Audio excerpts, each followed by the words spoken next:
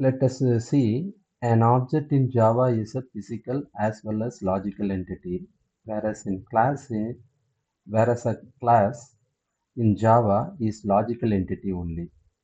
For example, what is an object in Java? An object is a real world example. See here, pencil, apple, book, bag, and board. These are all the objects. Entity that has a state and behavior is known as an object. Example, chair, bike, marker, pen, table, car, etc. It can be a physical or logical, that is tangible and intangible approach we have. The examples of an intangible object is a banking system.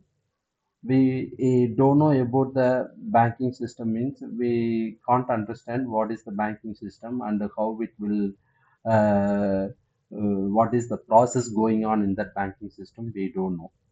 But bank generally, if we say it is a banking system means it is not an object. Banking system, when we use the banking process of activities, then we will say it is intangible object. In intangible object.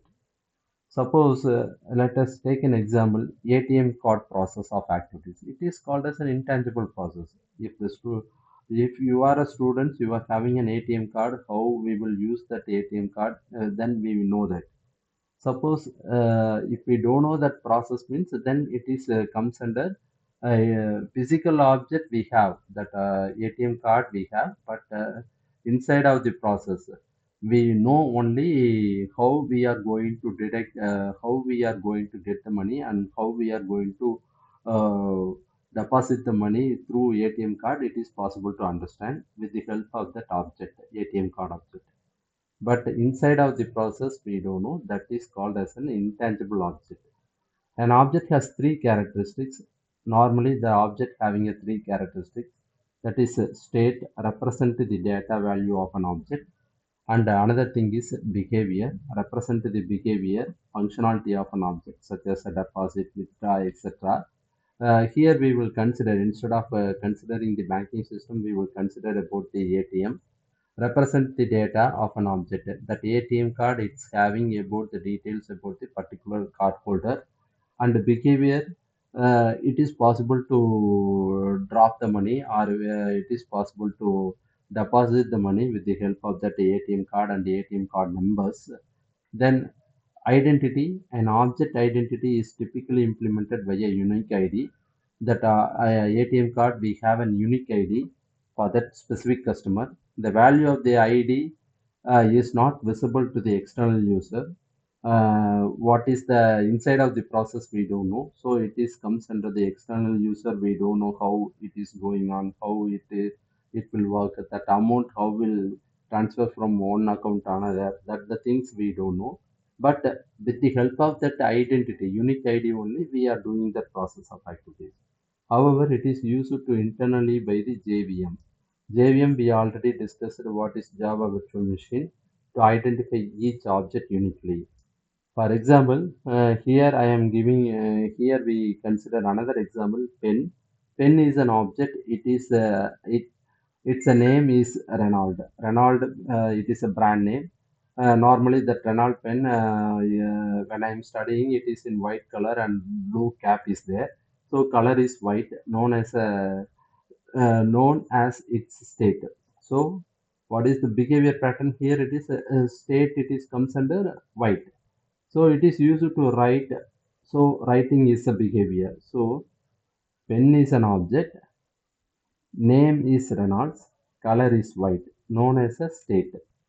So state, it is the characteristics of that particular object, or uh, type of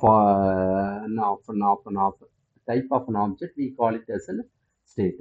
It is used to write. So it is a behavior. So writing purpose, we are going to use the pen. An object is an instance of a class. A class is a template or a blueprint. An object is an instance of a class. Normally, the object is an activity of a class. A class is a template or blueprint from which objects are created. It's already we discussed in the early classes itself. A class is a template or a blueprint from which objects are created. So an object is the instance result of a class. Normally, object definitions, an object is a real world entity, an object is a runtime entity. The object is an entity which has the state and behavior. The object is an instance of a class. So when you are going to declare object means you have to think about it is a real world entity.